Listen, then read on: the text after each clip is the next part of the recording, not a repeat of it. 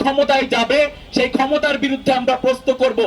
তারা যদি ঠিকঠাক মতো ফাংশন করে তো করবে, না হলে তারাও হেলিকপ্টার ভাড়া করে থাকুক। আজকে একজন সংসদ সদস্য আসছে, আমি এক্সপেক্ট করছিলাম শহীদ শরীফ ওসমান হাদির আজাদির সংগঠন, আমাদের দ্রোহের কবি শহীদ শরীফ ওসমান হাদির আজাদির সংগঠন ইনকিলাব মঞ্চের এই আয়োজনে বিএনপির সংসদ সদস্যরা থাকবে, জামাত ইসলামের সংসদ সদস্যরা থাকবে, গণ্যমান্য ব্যক্তিবর্গ থাকবে, আছেন যারা নাই আমি তাদেরকে বলতেছি। তো আপনাদেরকে আবারও ধন্যবাদ জানাচ্ছি এবং আপনাদের সংগ্রামটা জারি থাকবে। বিএনপি না, আমাদের কথাবার্তা বিএনপির এগেইনস্টে না, আমরা কথা বলবো, আমরা প্রস্তুত তুলব ক্ষমতাকে। যারা ক্ষমতায় যাবে সেই ক্ষমতার বিরুদ্ধে আমরা প্রস্তুত করব। তারা যদি ঠিকঠাক মতো ফাংশন করে তো করবে, না হলে তারাও হেলিকপ্টার ভাড়া করে থাকুক। আমরা ইনকিলাব মঞ্চের কর্মী হয়ে এই কাজ করবো ইনশাআল্লাহ। এখানে শহীদ পরিবার আছেন, আপনাদের সন্তানদের, আপনাদের ভাইদের, আপনাদের বোনদের, আপনাদের স্বামীর, স্ত্রী রক্তের ঋণ শোধ করার ক্ষমতা আমাদের নাই। শুধুমাত্র আজকের এই মঞ্চ থেকে একটা মেসেজ দিচ্ছি, জনাব তারেক রহমান থেকে শুরু করে এই যে সামনের চেয়ারে বসা প্রত্যেকটা মানুষকে একই মেসেজ।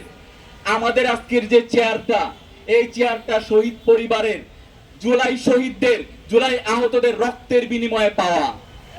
এই চেয়ারের যদি কোনো মিসম্যানেজমেন্ট আমরা করি বা মিস ইউজ আমরা করি, তাহলে এই চেয়ার থেকে লাথি মারে ফালায় দিতেও দুইবার ভাববে না।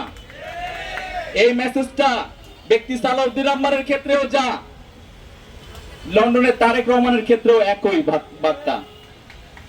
রয়ের প্রধান চলে আসতেছে বাংলাদেশে, বিচারের কোনো খোঁজ নাই, ওদিকে প্রেস ব্রিফিং করতেছে খুনি ভারতে বসে।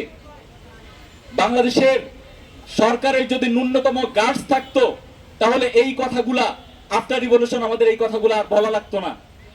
তাই ইনকিলাব মঞ্চের যারা আছেন, আমাদের সহযোদ্ধা ভাইরা, আপনাদের এই সংগ্রাম জারি থাকুক। আমরা যত দূরেই থাকি না কেন আপনারা জানাবেন, আমরা দূর দূর থেকে আমরা এসে আমরা অংশগ্রহণ করব অবশ্যই। এবং যারা রাজনৈতিক কর্মী আছেন, আমি আপনাদের অনুরোধ জানাবো, এখন পর্যন্ত সংসদে নাসিরউদ্দিন ভাই বলতেছিল সংসদে কথা উঠে না। শহীদ শরীফ ওসমান হাদি আমাদের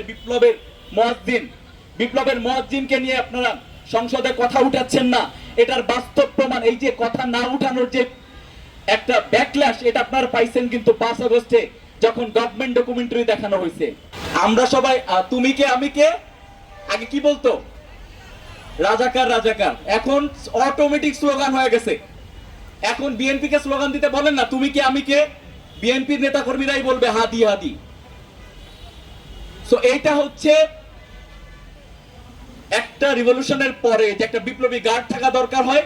আমি মনে করি ইনকিলাব মঞ্চ সেই কাজটাই করবে এবং আগামীতে এই কাজটাই হবে। এখন পর্যন্ত বিভিন্ন টিভি টক শোতে জিজ্ঞাসা করা হয় যে আফটার রাকসু আপনি কোন রাজনৈতিক দলে অংশগ্রহণ করবেন। আমার কথা একটাই, যেই রাজনৈতিক দল ভোকাল হিসেবে কাজ করতে পারবে আধিপত্যবাদের বিরুদ্ধে এবং শহীদ